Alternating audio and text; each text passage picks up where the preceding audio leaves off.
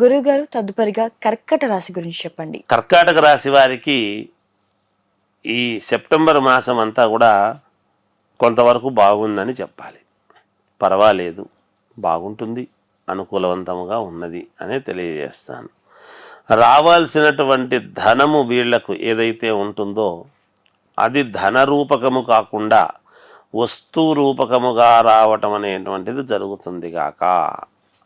డబ్బుగా కాకుండా వస్తువుల రూపకముగా వస్తుంది. ఓ వెండి కావచ్చు, బంగారు కావచ్చు, లేదా ఒక గృహము కావచ్చు, లేదా స్థలం కావచ్చు, పొలాలు కావచ్చు.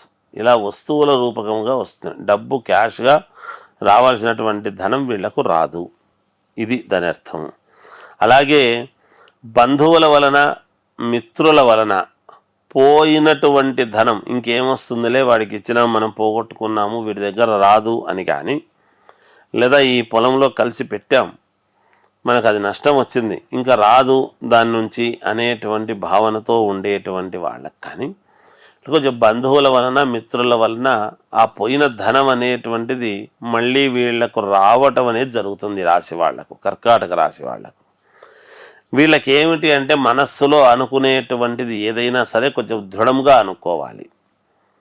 ఏదో అవుతుందిలే, ఏముందిలే, చూద్దాంలే అని కాకుండా కొంచెం అనుకునేటువంటిది ఏదైనా సరే జాగ్రత్తగా కొంచెం దృఢ సంకల్పంతో ఎప్పుడైతే అనుకుంటారో అప్పుడు వీళ్ళ కోరికలన్నీ కూడా నెరవేరడానికి సిద్ధముగా ఉంటాయి గాక.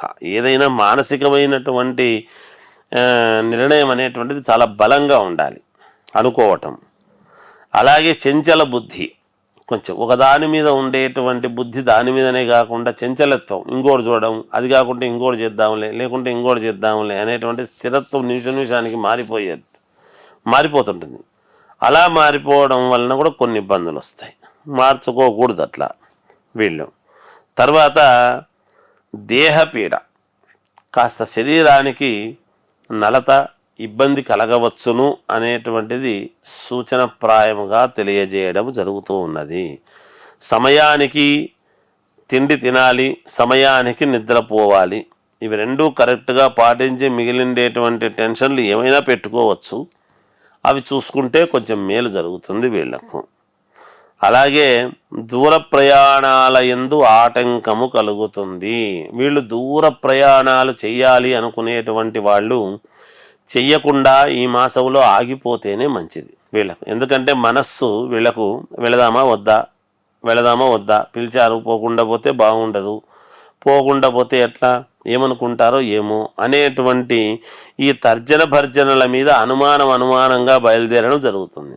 అలా అనుమానంగా బయలుదేరినప్పుడు అది మంచి శకునము కాదు. బాలేనప్పుడు మానేయడమే మంచిది, పోకుండా ఉంటేనే మంచిది వీళ్ళు. అలాగే విద్యయందు రాణింపు, అంటే విద్యార్థులు విద్యయందు మంచి రాణింపు, మెడల్స్ సాధించడము, ఫస్ట్ క్లాస్ సంపాదించుకోవటము, ఉత్తీర్ణులు కావటము, ఇవన్నీ కూడా ఉంటాయి. చదువుకునేటువంటి వాళ్లకు చాలా యోగవంతముగా ఉన్నది ఇది. అలాగే దైవారాధన అనేటువంటిది చాలా అవసరం వీళ్లకు.